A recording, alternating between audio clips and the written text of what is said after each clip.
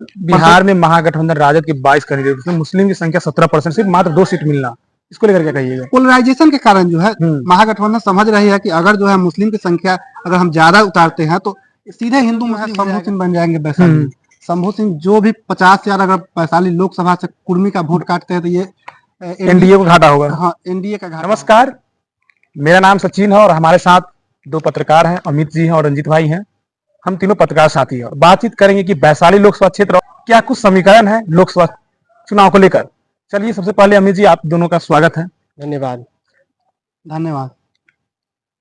सबसे पहले हम बात करते हैं कि वैशाली को लेकर। देखिए, वैशाली में एक तरफ एनडीए के प्रत्याशी बीना देवी हैं, वहीं महागठबंधन के प्रत्याशी मुन्ना शुक्ला है। क्या कुछ समीकरण है वैशाली का? देखिए, वैशाली में जो इस बार का चुनाव है बहुत दिलचस्प है। पहले इस सीट पर राजपूत बनाम राजपूत की लड़ाई होती रही है, लेकिन अब 3 दशक के लंबे इंतजार के बाद राजपूत बनाम भूमिहार के बीच सीधी फाइट है, बाइपोलर इलेक्शन है।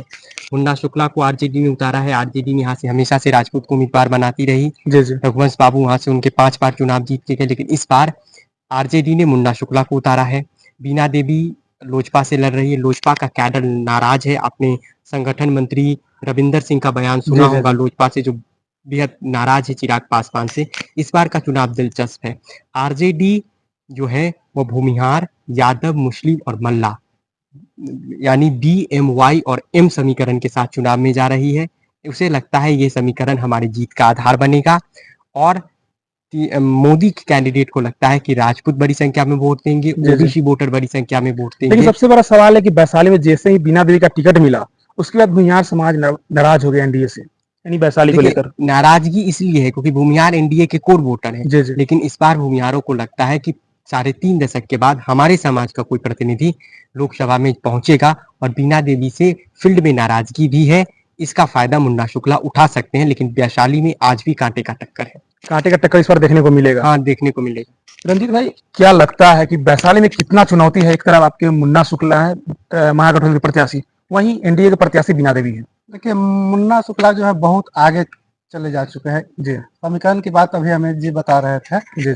तो मुन्ना शुक्ला के पक्ष में अभी भूमिहार, यादव, मल्लाह, रविदास,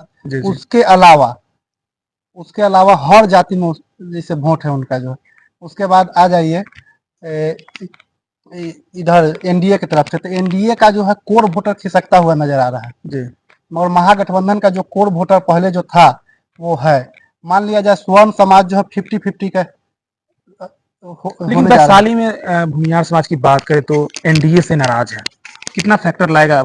इसका बेनिफिट होगा महागठबंधन? जैसे मान लिया जाए पिछले चुनाव में बीना देवी को 5 लाख कुछ वोट मिला था और रघुवंश बाबू को 3 लाख कुछ वोट मिला था। तो अगर जो है भूमिहार समाज 50-50 भी होता है, अगर 50,000 या 1 लाख भी वोट अगर जो है मुन्ना शुक्ला को पड़ जाता है तो 1 लाख समझ जाइए 5 लाख से इधर आ जाएगा 4 लाख और जो है इधर हो जाएगा 4 लाख। उसके बाद बता दे रहे हैं कि अभी जो है बहुजन समाज पार्टी से बीएसपी से शंभू सिंह जो नेशनल दस्तक के पत्रकार है वो आए हैं, तो कुर्मी जाति से है। तो अच्छा, उसका भी इम्पैक्ट कुछ पड़ेगा क्या? हाँ, पूरा पड़ने जा रहा है। कुर्मी जो है 90% कुर्मी जो है शंभू सिंह के पक्ष में जा रहा है। कुर्मी और पूरा बिहार में देख रहे हैं कोयरी जो है एनडीए से टूटता हुआ नजर आ रहा है। तो जैसे लग रहा है कि एक तरफा चुनाव मुन्ना शुक्ला के पक्ष में जाते हुए नजर आ रहा है। लेकिन दिलचस्प होगा कांटे के टक्कर, क्योंकि जातीय समीकरण को देखते हुए वैशाली में लाया गया है। समीकरण के साथ साथ एक बात और है, यहाँ पर वोट मोदी के चेहरे पर पड़ रहा है। 5 योजनाएं जो इम्पैक्ट डाल, एक मोदी फैक्टर, लोग मोदी फैक्टर पर एक वोट डालेंगे। दूसरा ये बात है कि मुफ्त अनाज का स्कीम असर डाल रहा है। लेकिन बात है ग्रामीण क्षेत्र में अगर जाते लोगों से बात कीजिए तो महिलाएं उनसे खुश है कि मोदी जी ने बहुत कुछ दिया। लोग कहते हैं कि मोदी जी ने दिया है, ऐसा नहीं होता कि मोदी के नाम पर कोई वोट करे। महिलाएं वोट दिया है, लेकिन एक बात और देखिए, वैशाली में कितने नए वोटर इस बार जुड़े हैं? युवा वोटर्स की बात, फर्स्ट टाइम वोटर, और वे वोट डालने कितना चाहेंगे? और जब वोट काउंट होगा, वोट पोलिंग होगा तो कितना प्रतिशत होता है, पिछली बार से कम होता है या ज्यादा, ये देखना होगा।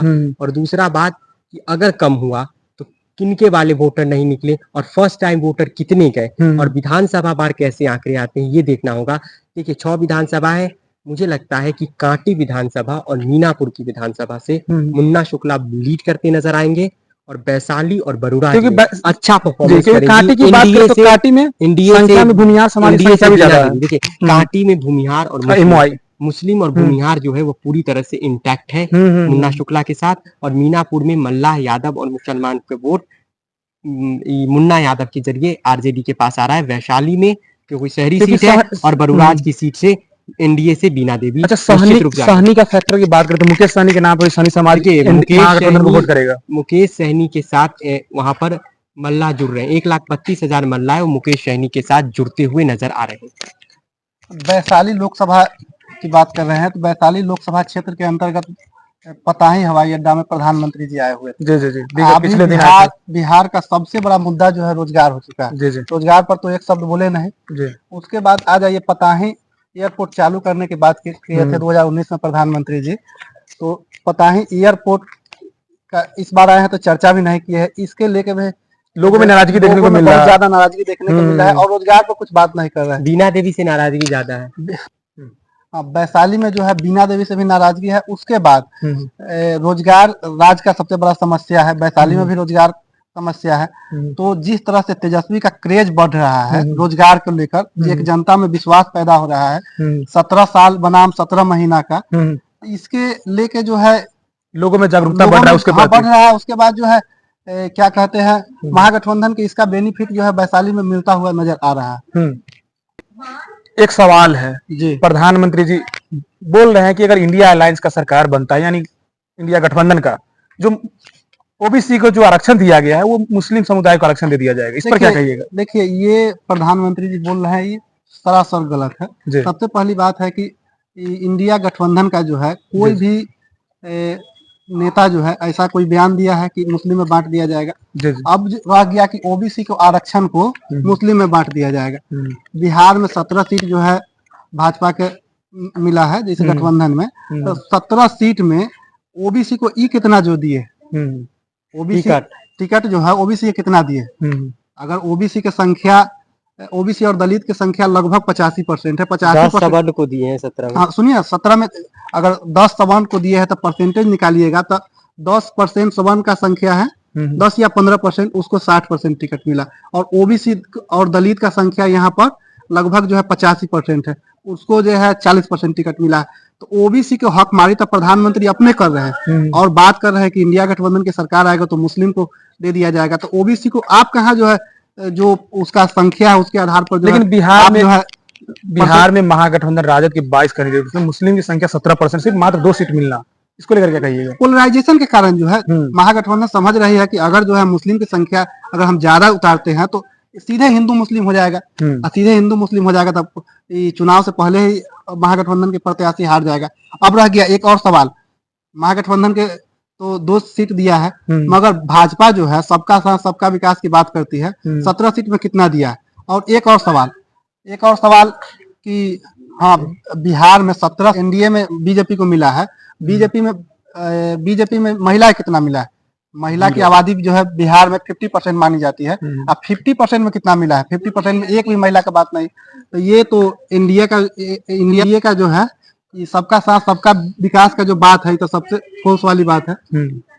अच्छा, आखिरी वैशाली के लिए बताइए कि वैशाली में क्या कुछ खेला होगा, क्योंकि जातीय समीकरण फैक्टर लाएगा। एक तरफ भूमिहार कैंडिडेट है तो वहीं राजपूत कैंडिडेट है, कितना फैक्टर होगा? देखिए, वैशाली की जहां तक बात हो रही है, जब जैसे पूरे बिहार में हो रहा है, जैसे बिहार में बता दे रहे हैं कि जो जहां पर नीतीश कुमार का प्रत्याशी, जदयू का प्रत्याशी है, वहां पासवान नाराज चल रहे हैं, और जहां पासवान के प्रत्याशी है वहां कुर्मी नाराज चल रहे हैं। तो वैशाली में एक प्रत्याशी आ गए हैं जो बहुजन समाज पार्टी से है, शंभू सिंह, जो नेशनल दस्ता के पत्रकार है। तो एक जो है कुर्मी का अपना नेता मिल चुका है वैशाली का, तो ये एनडीए का ही घाटा माना जाएगा। तो इसे लेकर लगता है कि महागठबंधन वहां पर मजबूत है। देखिए, हम एक बात कहते हैं कि आपने पूछा ना कि प्रधानमंत्री ने कहा कि 2 बातें हैं। देखिए, हम ये कहना चाह रहे हैं कि 2 बातें हैं। अगर प्रधानमंत्री फिर से सत्ता में आ जाते हैं तो ना वो संविधान बदलेंगे और बदलने जा रहा है, और ना ही आरक्षण को कोई खतरा है। देखिए, और आरक्षण की बात है, संविधान संशोधन तो होते रहता है, लेकिन संविधान के आर्टिकल में भी है कि आर्टिकल 368 में संशोधन होते रहता है। दोनों तरफ से जो बातें कही जा रही है उसका 4 जून के बाद कोई महत्व नहीं। प्रधानमंत्री फिर आएंगे तो ना संविधान को कुछ होने वाला है, ना आरक्षण के साथ खिलवाड़ होने वाला है, और ना राहुल गांधी या इंडिया गठबंधन आएगी तो ना ही वह क्या कहती है कि मुसलमानों को आरक्षण दे देगी, और ना ही क्या कहता है, अगर आपके घर में 2 भैंस है तो 1 भैंस उठा कर दे देगी और ना ही किसी का मंगलसूत्र उतरने जा रहा है। ये दोनों बातें दोनों गठबंधन की तरफ से जो कही जा रही है वो दोनों का 4 जून के बाद कोई महत्व बचता नहीं है। वैशाली में एनडीए और इंडिया में कांटे की टक्कर है। शंभू सिंह एक फैक्टर बनेंगे कुर्मी समाज का, और अगर भूमिहार 2/3 वोट कर देते हैं मुन्ना शुक्ला को तो ये सीट मुन्ना शुक्ला जीत जाएंगे, ये भी आप लिख के ले लीजिए। लेकिन आखिरी सवाल आप दोनों से है कि देखिए वैशाली में 10 साल से ये सीट है जो कि लोजपा के हाथ में है, क्या लगता है इस बार होगा परिवर्तन होगा या फिर से लोजपा के हवाले जाएगा? देखिए हमारा मानना है अभी भी है 60% मुन्ना शुक्ला 40% बीना देवी। चांस हमको लगता है जीतने का 60% मुन्ना शुक्ला 40%। सबसे बड़ा फैक्टर जो है शंभू सिंह बन जाएंगे वैशाली में। शंभू सिंह जो भी 50,000 अगर वैशाली लोकसभा से कुर्मी का वोट काटते हैं तो ये एनडीए को घाटा होगा। हाँ, एनडीए का घाटा होगा। तो हमको लगता है कि शंभू सिंह जो है ना, हार जीत का अंतर जो है शंभू सिंह जितना वोट काटेंगे उतना ही वैशाली में हार जीत का अंतर हो जाएगा। चलिए धन्यवाद। हमारे साथ 2 पत्रकार साथी थे जिनसे हमने बातचीत किया कि वैशाली लोकसभा क्षेत्र को लेकर क्या कुछ रणनीति है, इस बार किनके पक्ष में जाने वाला है, यानी महागठबंधन के पास या एनडीए के पास।